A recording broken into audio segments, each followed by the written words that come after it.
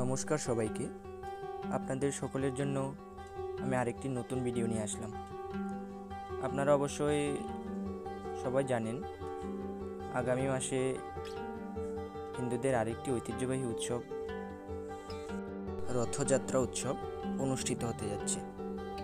আজকের এই সিনারি সেই রথযাত্রার উপর ভিত্তি করে। আপনারা সকলেই যে কোনো একটা সিনারি আঁকার সময় অবশ্যই মাথায় রাখবেন সিনারির ফিগারগুলোকে সুন্দরভাবে দেওয়ার জন্য। আসলে যত বড় সিনারি করব তত আমাদের ফিগারের দিকে লক্ষ্য রাখতে হবে। অবশ্যই ফিগার না থাকলে একটা সিনারির তেমন কোনো একটা মজা খুঁজে পাওয়া যায় না। তার জন্য আমি একটি ছেলের ফিগার দিয়ে শুরু করছি। পজিশনটা বোঝানোর জন্য ছেলেটাকে আমি সাজিয়ে নিচ্ছি প্রথম।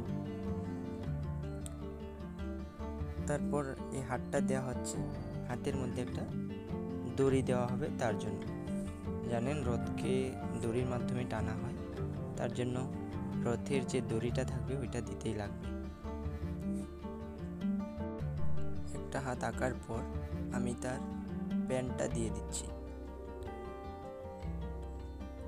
দুটো প্যান্ট আঁকার পর আমি হাতের দিকে চলে যাব। এই হাতটাতে আমি বেশি কিছু দেব না।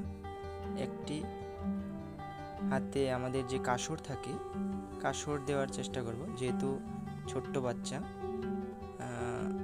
ওরা বেশি কিছু দিলে সিনারিটা একটু বেশি বড় হয়ে যাবে।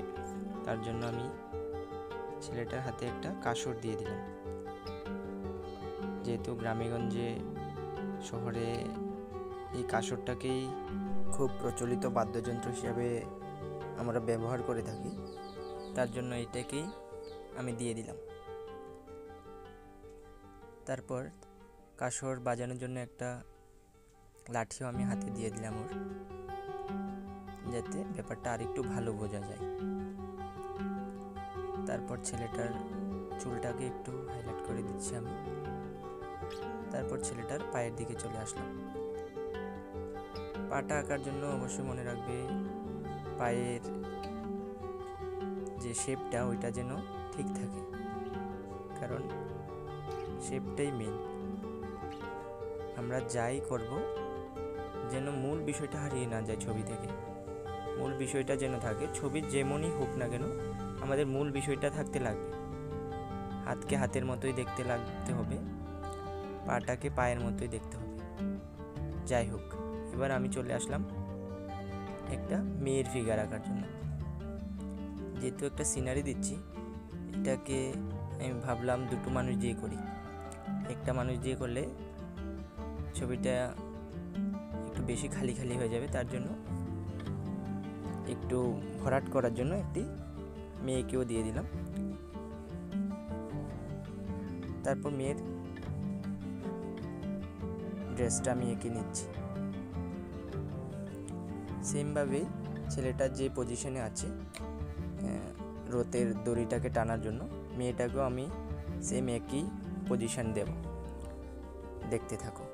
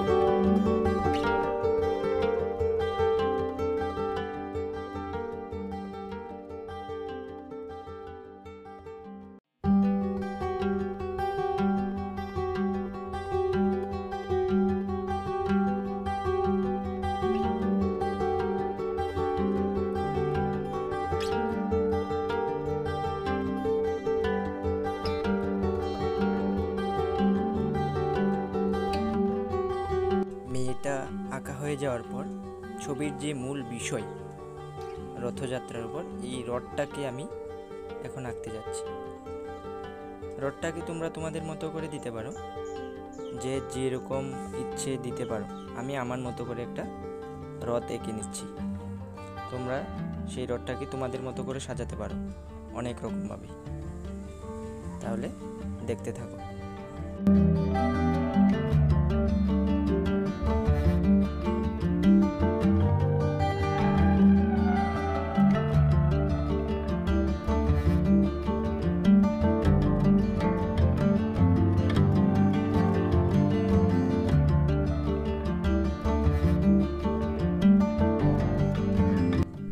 রথটা সম্পূর্ণ আঁকার পর রথের যে একটা প্রধান একটা বিষয় থাকে, যেটাকে আমরা ধ্বজ বলে থাকি, সব রথের উপরেই এটা দেওয়া হয়। সেটা দিতে তোমরা কেউই ভুলবে না। এবার রথটা আঁকার পর আমরা রথের যে দড়িটা ওইটা যুক্ত করে দিলাম রথের সাথে। তারপর আমি যেহেতু একটা গ্রামের পরিবেশ দিতে যাচ্ছি, তার জন্য সুন্দর করে পেছনের দিকে একটা সুন্দর ঝোপঝাড় দিয়ে দিচ্ছি, যাতে ছবিটা একটু ভালো বোঝা যায়। তারপর ছবির দূরত্বটা বোঝানোর জন্য আমি অনেক দূরে দুটো তাল গাছ ধরতে পারো, তাল গাছ দিয়ে দিলাম, যাতে করে ছবির সৌন্দর্যটা একটু বেড়ে যায় এবং ছবির যে দূরত্বটা আছে সেটা বোঝা যায়। আর যেহেতু আষাঢ় মাসে রথ হয়, তাহলে আকাশে কিছু মেঘ থাকতেই পারে, তার জন্য দুটো মেঘও দিয়ে দিলাম। তারপর যেহেতু একটা গ্রামের রাস্তা, তার জন্য গ্রামের একটা সুন্দর মাটির রাস্তা আমি দিয়ে দিলাম।